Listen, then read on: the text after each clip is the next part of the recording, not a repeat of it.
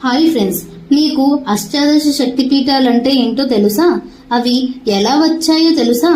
అష్టాదశ శక్తిపీఠాలంటే సతీదేవి శరీర భాగాలు పడిన 18 ముఖ్యమైన పుణ్యక్షేత్రాలు. ఇవి భారతదేశం, శ్రీలంక, పాకిస్తాన్, నేపాల్లలో విస్తరించి ఉన్నాయి. వీటిలో ముఖ్యమైనవి కాంచీపురంలోని కామాక్షి, శ్రీశైలంలోని భ్రమరాంబ, అలంపురిలోని జోగులాంబ, మైసూర్లోని చాముండి వంటివి.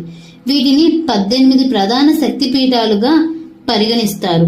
అష్టాదశ శక్తిపీఠాలు ఎలా వచ్చాయంటే, సతీదేవి శరీరం 18 ముక్కలుగా విడిపోయి పడిన ప్రదేశాలను శక్తిపీఠాలు అంటారు. అవి శాంకరి, కామాక్షి, శృంఖల, చాముండి, జోగులాంబ, భ్రమరాంబ, మహాలక్ష్మి, ఏకవీర, మహాకాళి, పురుహుతిక, గిరిజాదేవి, మణికియ, కామరూపి, మదవేశ్వరి, వైష్ణవీదేవి, మంగళగౌరి, విశాఖలక్ష్మి, సరస్వతి.